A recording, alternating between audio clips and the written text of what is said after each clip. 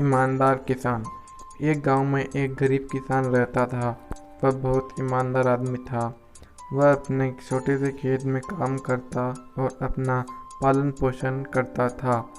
पूरे गांव में उसकी ईमानदारी के चर्चे थे। उसका एक दोस्त था जो राजा के यहाँ सिपाही का काम करता था।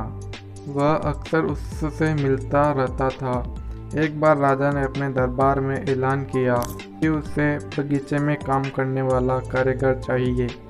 तो यह बात सुनकर उसके दोस्त ने कहा कि महाराज, मैं आपके लिए एक ऐसे आदमी को लेकर आऊँगा जो यह काम अच्छे से कर लेगा।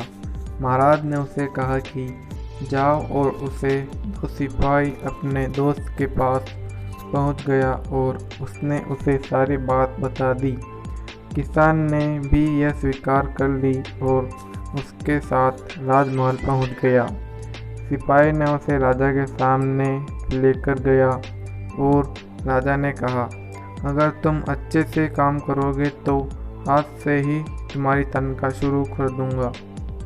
उसके बदले तुम्हें 50 सोने की मुद्राएं पर महीना दूंगा। किसान खुशी खुशी बात से सहमत हो गया और वह बगीचे में काम करने लगा। वह बहुत दिल और ईमानदारी से काम करता था। कुछ दिन बीत गए।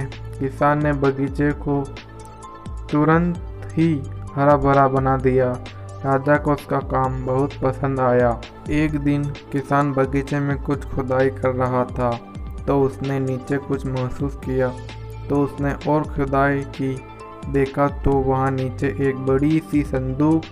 उसने वह निकाली और खोली तो देखा वह सोने चांदी से भरी हुई थी। वह बहुत खुश हुआ और अपनी ईमानदारी दिखाते हुए राजा के पास पहुंच गया और वह बात बताई।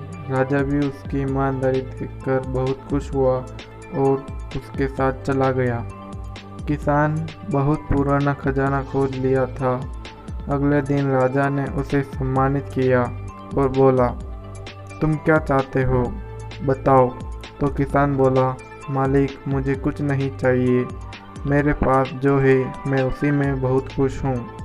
राजा उसकी बात से और भी बहुत खुश हुआ और उसने अपना मंत्री बनाने का निर्णय लिया और उसे कहा, यह मेरा हुक्म है। तो किसान ने राजा की बात मान ली और मंत्री बन गया। दोस्तों, इस कहानी से हमें यह शिक्षा मिलती है कि ईमानदारी करते जाओ, फल अपने आप मिलेगा। एक और भी मोरल मैं आपको देना चाहूँगा कि फल की चिंता मत करो, सिर्फ कर्म करते जाओ। ठीक है दोस्तों, अब मिलेंगे हम अगली कहानी में।